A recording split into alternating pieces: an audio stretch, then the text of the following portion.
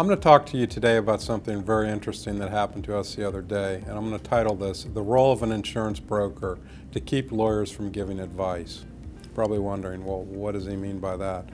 Well, brokers come by and meet with us, and the other day some brokers wanted to talk to us. Big brokerage firm, I'm not going to mention the name, comes into our conference room and says, hey, we want to chat with you guys about some common interest we have. And we're like, oh, that's great, let's talk. So they show us their pitch material, and here it is right here.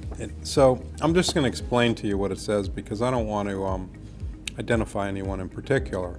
But this brokerage firm says insurance solutions in arbitration and litigation.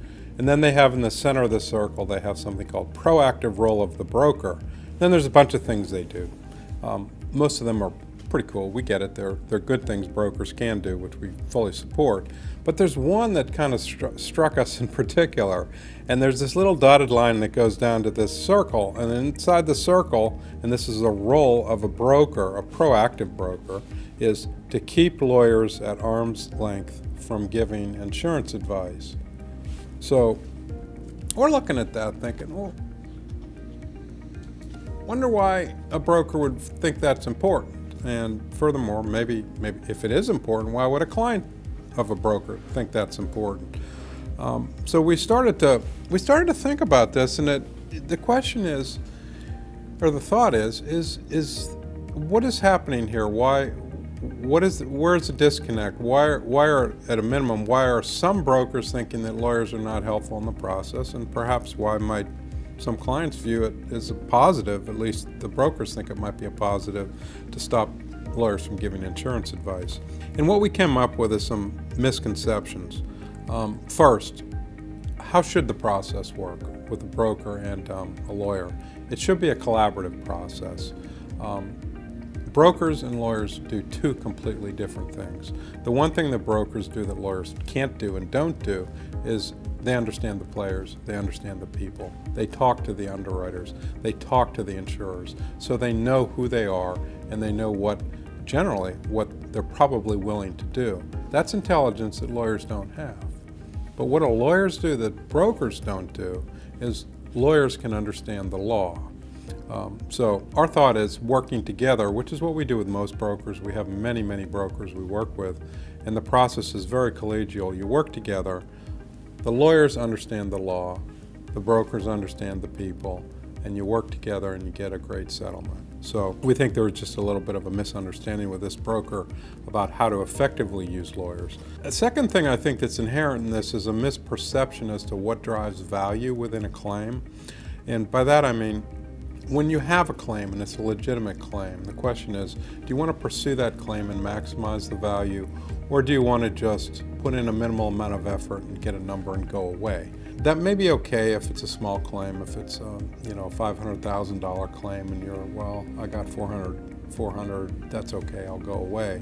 But if you're talking a $50 million claim and you've got a $20 million offer to settle, there's a big delta between 20 and 30 or $40 million, which is where the claim value probably or maybe should be, and whatever's being offered. So the larger the claim gets, the more important we think it gets to bring in a law firm to help you maximize that coverage. So what are the best practices in working with an insurance broker?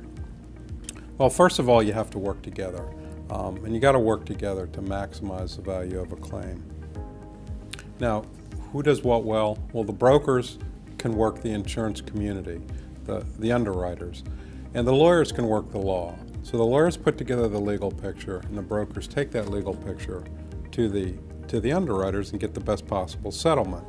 Now, the reason why this works over just having a broker say, hey, how you doing? Hey, let's settle this claim, which is just without the lawyer's involvement, is that most of the underwriters and insurance companies fall back on something called custom and practice. And custom and practice is just, this is the way we do it. Y'all know that's the way we do it. You're a broker, you know that's the way we do it. And it comes across as being completely inflexible. And brokers don't have a lot of ability to push back on that because that may in fact be the industry custom and practice. The problem is the industry custom and practice is set up to pay less money on a claim. It doesn't mean that that's the right thing to do. It doesn't mean that's a legal thing to do. It just means that's the way it's done in the industry. So the broker, if the broker needs to push back on something like that, they can't do it on their own. They need someone to be the bad guy, someone to step up and say, look, this is the way it is, this is the way the law is, someone to sort of take the fall. So it's like, hey, it's not me, it's these lawyers. The lawyers are the ones that are saying it. And by the way, what do you think of their point? So what it does is it shields the broker from having to burn their bridges with their relationship, and it opens the door for them to point at someone else, but to bring in the good arguments that they can't otherwise make. So you work together with a broker, both sides deliver what they got, and you get a much better result.